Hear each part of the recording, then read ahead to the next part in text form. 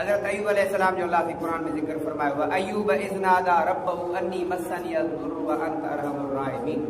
ऐं यादि कर हज़रत अय्यूब अलैहिस्सलाम खे जॾहिं पंहिंजे रब खे सॾु कई, रब मूंखे ॾाढी तकलीफ़ पहुती आहे, तूं रहम कंदड़ आहीं।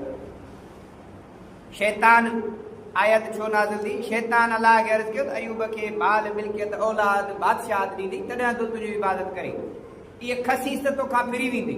इहे असांजा हाल आहिनि। थोरी तकलीफ़ हुजे रब मूंखे कुझु न ॾिनो, वावेला खणी कंदी, ज़री तकलीफ़ ते सभई नेमतूं विसारे छॾींदी। अलाह साईं सभु शयूं फसे छॾियो, बीमारीअ जी बि कोतो। पोइ जॾहिं अलाह खे अर्ज़ कयो अलाह साईं तकलीफ़ कोती आहे, तूं रहम कंदड़। हाणे अलाह साईं आज़माइशूं सभु ॾेई रब जे ज़िक्र ते जो क़ाइमु रहियो, फिरियो ई हटियो न।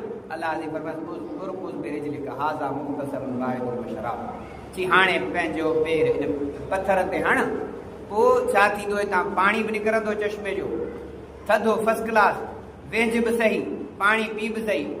पोइ उन बीमारी जे करे उहो कमज़ोर थी ॻरी वियो, जवान थी पियो, घरवारी जो आहे त सुञाणे ई कान पई।